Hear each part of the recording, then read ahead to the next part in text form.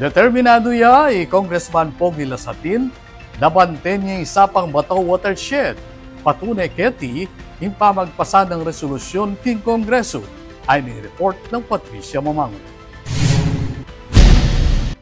Pinasa ni Pampanga 1st District Congressman Carmelo Pogi Lasatin Jr.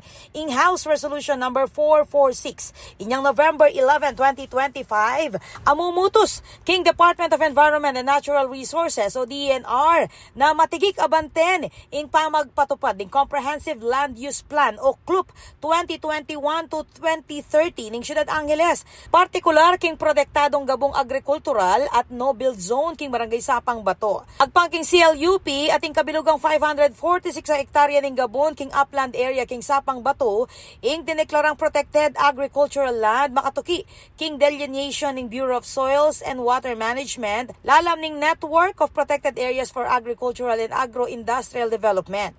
Pagbawal ing nanumang pamanalaka distruktura king amanuang lugal. Ing pamanampang resolusyon makatukiya king trahedyang adinulot ning bagyong Tino king Cebu nung nukarin marakalabye ing mewala at Pimbanjan ing mesira. Inamuyot ning kongresista ing publiko at media na makisan metong king pamagbante laaban karen proyektong lalabag king CLUP at no build zone king Sapang Bato. Malyari kanong i-report daring memalen ing pamaglabag king opisina ng Lasatin, king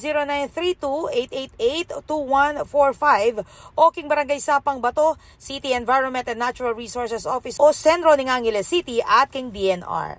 Ako po, Patricia Mamangon para king News Force Pampanga. Balitang tutuking Balen, susuyo.